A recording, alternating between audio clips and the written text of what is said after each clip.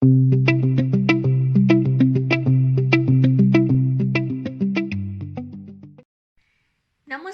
welcome to Siksha World. Today we are going to revise chapter Air from Zoology. So let's get started. Air. Air भनेको हाम्रो कान. Air भनेको चाहिँ के हो त? It is the organ for hearing and organ for balancing.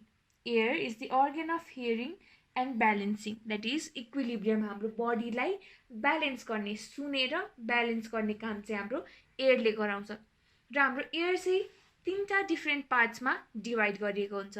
That are external air, हैन, internal air, external air, middle air र इन्टर्नल एयर.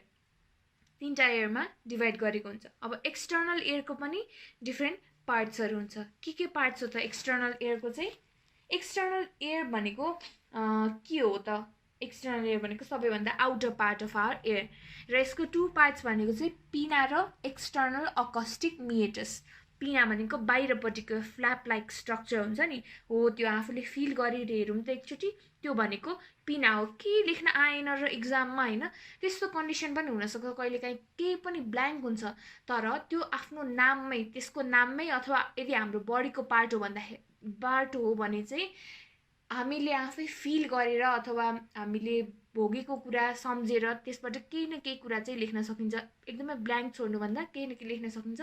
तर यो पिना चाहिँ फिल गर्न सकिन्छ. बाहिरपट्टिको एक्सटर्नल फ्ल्याप लाइक स्ट्रक्चरलाई पिना भनिन्छ. So pinna is external flap like structure present at the either side of the head. दुइटै साइडमा प्रेजेन्ट हुन्छ भनेको. Cartilaginous part form by elastic cartilage. यो चाहिँ कुरकुरे हड्डीले बनिएको हुन्छ, इलास्टिक कार्टिलेजले बनिएको हुन्छ र यो एकदमै कार्टिलेजिनस हो.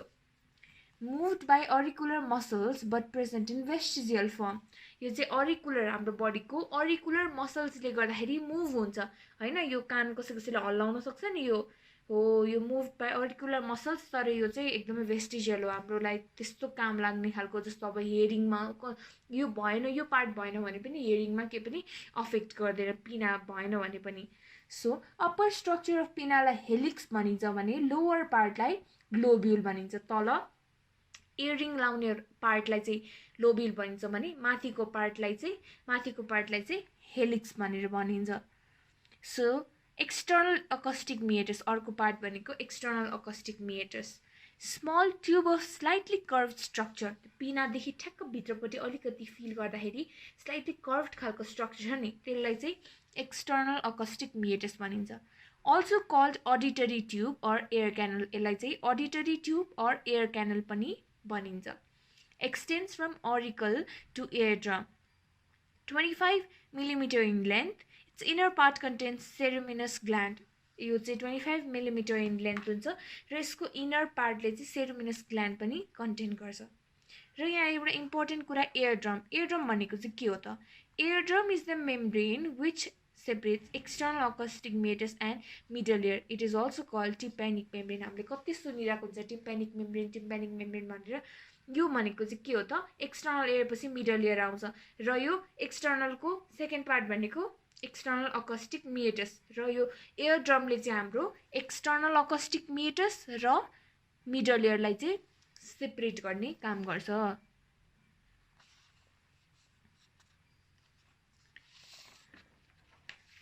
अब middle ear. It is also called tympanic cavity. It is connected to pharynx by a Stachyon tube. The Stachyon tube helps to keep air pressure equal on the both sides of the eardrum.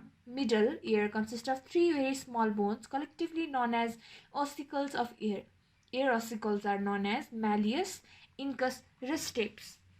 के हो भन्दाखेरि middle इयरलाई टिम्पानिक cavity पनि भनिन्छ र यो चाहिँ directly it is connected to pharynx. हाम्रो यो घाँटीमा भएको फ्यारिङ्ससँग चाहिँ डाइरेक्टली कनेक्टेड हुन्छ. कनेक्ट गर्छ स्ट्याचियन ट्युबले कनेक्ट गर्छ र यो स्ट्याचियन ट्युबले चाहिँ हाम्रो एयर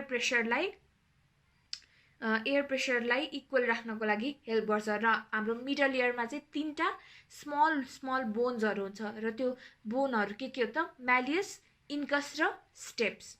म्यालियस भनेको फर्स्ट एयर ओसिकल हो, hammer shaped bone. Handle articulates to the eardrum and head portion fits with the incus. Handle चाहिँ कुनसम्म केसम्म जोडिन्छ, eardrumसँग जोडिन्छ र head portion चाहिँ incusसँग जोडिन्छ. Handle of the incus articulates with steps and head portion fit with malleus. Handle of incus को handle चाहिँ steps सँग जोडिन्छ र head portion चाहिँ malleus सँग जोडिन्छ.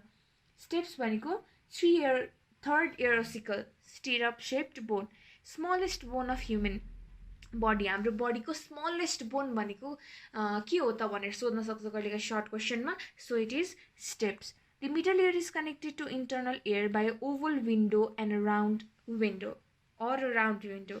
है मिडल इयर र अब इन्टर्नल इयर चाहिँ कसरी कनेक्टेड हुन्छ त हाम्रो एउटा ओभल विन्डो राउन्ड विन्डोबाट कनेक्टेड हुन्छ. र इन्टर्नल इयर भनेको चाहिँ के हो त? Labyrinth is a complex and a most important part of the ear. It consists of delicate membranous labyrinth which is enclosed in a bony labyrinth. Bony labyrinth and membranous labyrinth both have the same shape. Between these two labyrinths there is a fluid called perilymph. Inside the membranous labyrinth there is a fluid called endolymph. Labyrinth consists of three main parts: vestibule, semicircular canal र cochlea. के भनेको छ भन्दाखेरि यसले चाहिँ internal इयरले चाहिँ it consist of very delicate membranous labyrinth हैन. बोनी ल्याबिरिन्थको भित्र चाहिँ एउटा मेम्ब्रेनस ल्याबिरिन्थ कन्टेन गरिएको हुन्छ र यो बोथ मेम्ब्रेनस ल्याबिरिन्थ र बोनी ल्याबिरिन्थ चाहिँ एउटै शेपको हुन्छ हैन. बिट्विन दिस टु ल्याबिरिन्थ यो बोनी ल्याबिरिन्थ र मेम्ब्रेनस ल्याबिरिन्थको बिचमा चाहिँ के हुन्छ? पेरिलिम्फ भन्ने एउटा फ्लुइड हुन्छ. अघि सर्ट क्वेसन्समा पनि हामीले पढेको थियौँ. पेरिलिम्फ हुन्छ र मेम्ब्रेनस ल्याबिरिन्थको भित्र हुने फ्लुइडलाई चाहिँ एन्डोलिम्फ भनेर भनिन्छ. नाउ ल्याबिरिन्थ चाहिँ तीनटा मेन पार्ट्स हुन्छ ल्याबिरिन्थको चाहिँ. They are vestibule, semicircular canal र कक्लिया. भेस्टिब्युल भनेको चाहिँ के हो त? Vestibule is the base part of the internal ear. यो इन्टर्नल इयरको बेस पार्ट हो vestibule, which is provided with oval round window through which middle ear opens into it. Auricle र saccule. Auricle is the anterior part which holds the semicircular canal and saccule is the posterior part which connect to the cochlea. Vestibule is provided with many sensory spots which are called macule. Each macule consists of hair cells and otolithic membrane consists otolithic ear stones. भनेको auricles भनेको चाहिँ हाम्रो के हो? Interior part हो जसले चाहिँ सेमिसर्कुलर क्यानललाई hold गर्छ भने स्याक्युल भनेको चाहिँ हाम्रो पोस्टेरियर पार्ट हो विच इज कनेक्टेड टु पछाडिको पार्ट कोक्लिया हैन. Vestibule is provided with many sensory spots र भेस्टिब्युलमा चाहिँ के हुन्छ भन्दाखेरि मेनी सेन्सरी स्पट्सहरू हुन्छ जसलाई म्याक्युल पनि भनिन्छ र म्याक्युल भित्र चाहिँ के हुन्छ त? हाम्रो एयर स्टोन्सहरू हुन्छ. एयर स्टोन्सलाई अटोलिथिक मेम्ब्रेन भन्छ.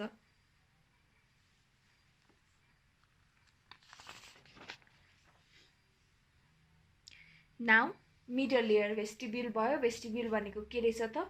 Base part of internal year र यसमा चाहिँ ओभल राउन्ड विन्डोजहरू हुन्थ्यो. भेस्टिब्युलमा दुईटा भेस्टिब्युल चाहिँ दुईटा कुरामा ओपन हुन्थ्यो. अट्रिकल र स्याक्युल. अट्रिकल भनेको एन्टेरियर पार्ट भयो, स्याक्युल भनेको पोस्टेरियर पार्ट भयो र अट्रिकल्समा चाहिँ के हुन्छ? सेन्सरी स्पट हुन्थ्यो. सेन्स गर्ने स्पट हुन्छ त्यसलाई म्याक्युल भनिन्छ र म्याक्युलको भित्र पनि हेयर सेल्सहरू र अटोलिथिक मेम्ब्रेन हुन्छ. अटोलिथिक मेम्ब्रेन भनेको एयर स्टोन्सहरू. Now second is semicircular canals. Semicircular canal are the tubular canal which are perpendicular to each other. These canal consist of many sensory spots which are called cristae. अघिकोमा sensory स्पट्सहरू थियो तर त्यसलाई म्याक्युल भनिन्थ्यो. भेस्टिब्युलमा भएको sensory स्पट्सलाई म्याक्युल भनिन्थ्यो भने सेमिसर्कुलर क्यानलमा भएको सेन्सरी स्पट्सहरूलाई चाहिँ क्रिस्टे भनिन्छ. र the vestibule and three semicircular canals are connected with the sense of equilibrium. Now cochlea. Cochlea भनेको चाहिँ एकदमै इम्पोर्टेन्ट हो. कक्लियाको फङ्सन्सहरू सोध्न सक्छ हैन. अनि त्यसपछि फीहरू सोध्न सक्छ. So as a whole short क्वेसनमा सोध्न सक्छ. So cochlea is important. Cochlea is snail like in appearance. यो चाहिँ कस्तो देखिन्छ हेर्दाखेरि चाहिँ स्नेल जस्तो देखिन्छ.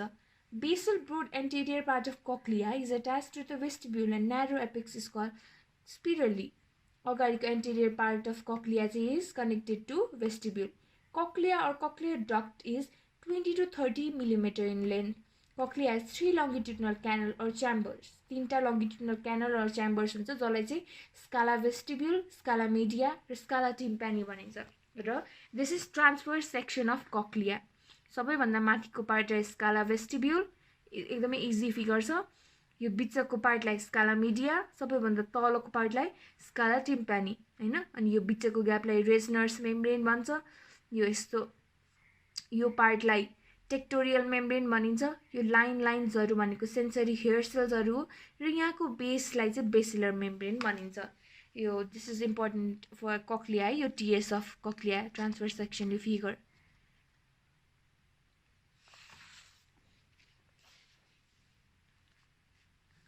त्यही फिगरलाई एक्सप्लेन गरेको. The roof portion of the scala media is form by Reissner's membrane and the base portion of scala media is form by basilar membrane. Between this two membrane there is a tectorial membrane. अघिको फिगरमै भनेको छ बिचमा tectorial membrane छ. स्काला वेस्टिब्युलको base portion रेजनर्स मेम्ब्रेनले बनेको हुन्छ र स्काला मिडियाको रूफ पोर्सन चाहिँ रेजनर्स मेम्ब्रेनले बनेको छ र यसको बेस पोर्सन चाहिँ केले बेसिलर मेम्ब्रेनले. यो फिगरमा हेर्न सक्नुहुन्छ. यसको स्काला मिडियाको रूफ पोर्सन माथिको पोर्सन रेजनर्स मेम्ब्रेनले बनेको छ र यसको फिगरमा जे देखिन्छ त्यही एक्सप्लेन गर्दिदैन हो.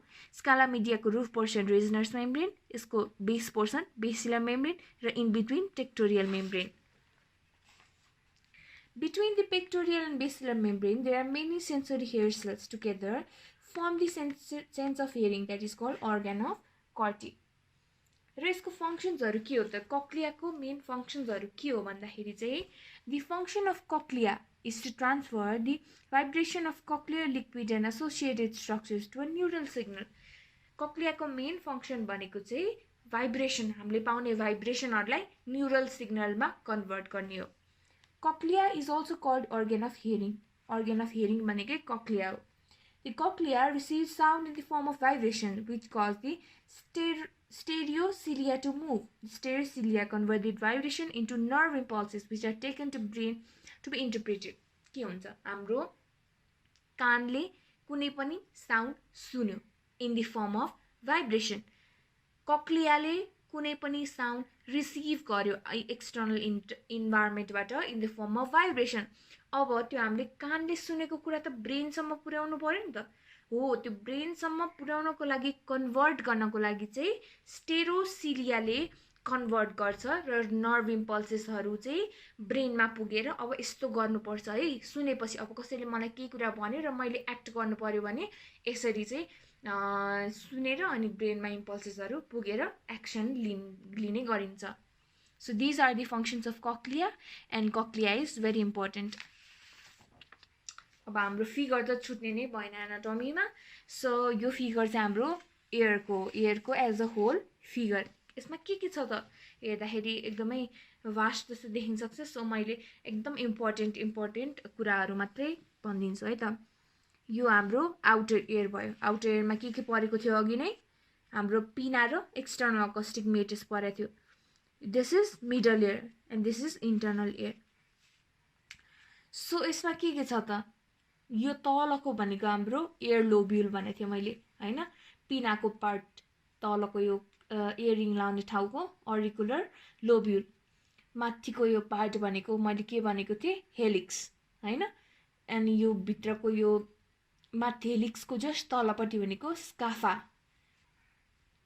भन्छ यसलाई.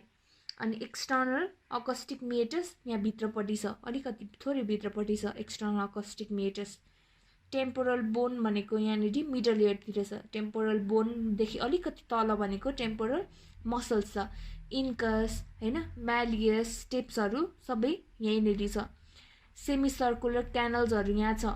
कक्लिया भनेको स्नेल लाइक स्ट्रक्चर भनेको यहाँ छ. यो कक्लिया.